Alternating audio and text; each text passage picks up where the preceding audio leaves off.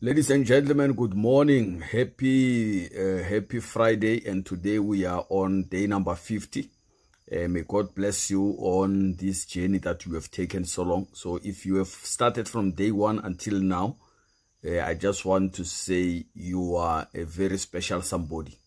If you are new, please go and start from the beginning, because the aim is for us to read the Bible in the period of 12 months, which is a year, and to complete the whole Bible. So you listen to this video or audio, and then you read your Bible so that you can have a clear understanding of what God wants to do in your life. Remember, we are all born with a purpose, and the purpose of God must be fulfilled in our lives. So sometimes we live and just die without even reaching what God wanted us to come and reach, and that is not success. So success is living according to your potential. So this is Naftali Ranto, and I'm speaking to you from South Africa, and the topic of today, we are reading the book of Numbers 18 until 20, and the topic says responsibility, obedience, and the cost of disobedience. So let's dive in, and we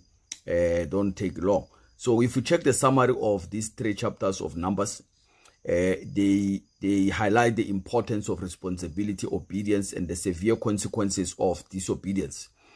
God establishes the duties of the priest and the Levites, emphasizing obedience in leadership and revealing the cost of failing to trust him. And the death of Miriam and Aaron marks a transition in Israel's journey, reminding us of the urgency to live purposefully in faith, family, health, and finance.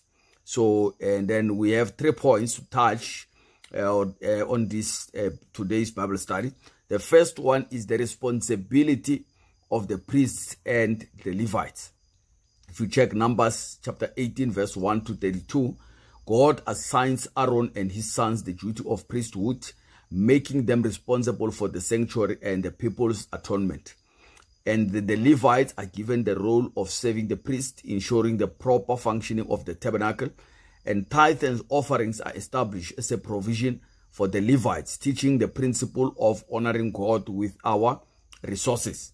And the lesson we take out of this is God holds leaders accountable. So whether in spiritual leadership, family, or business, or health, responsibility comes with accountability. When we honor God with our finances, he provides for us much more than we gave to him. And number 2, the water of Meribah, Moses' costly mistake. When you check the book of Numbers 20, verse 1 to 13, Miriam and Moses' sister dies, making a significant moment of transition. And the Israelites complain again about a lack of water. And God commands Moses to speak to the rock. But in frustration, Moses strikes the rock twice instead of speaking to it. The mistake that many of us, we do sometimes. When we have to glorify God, we tend to be as if it is us that are doing well. And that becomes our downfall. So because of this disobedience, God tells Moses and Aaron they will not enter the promised land. Just like that. That dream that they've been fighting for, now it is compromised because of their attitude. So this is what we need to be careful of. So the lesson we learn out of this is obedience matters. Even leaders can make costly mistakes when acting in frustration. So trusting and following God's instruction precisely is crucial for our success in all areas of life. Let's follow God's instruction and trust him. If you say you're going to do something, do exactly that, what you said, because that is what brings God to be pleased with you. When you promise, fulfill the promise, because that is going to be for your good. Now, the third point, the death of Aaron and the transfer of leadership. If you check the book of Numbers 20, verse 22 to 29, Aaron is stripped of his priestly garments, which are given to Eleazar, his son.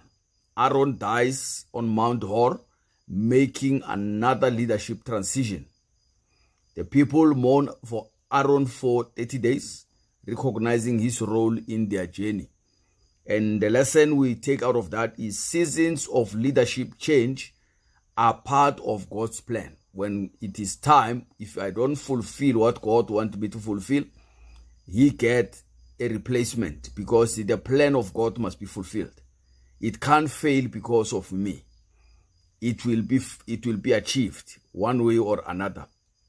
So we must prepare the next generation to take up the mantle in faith, family, and business.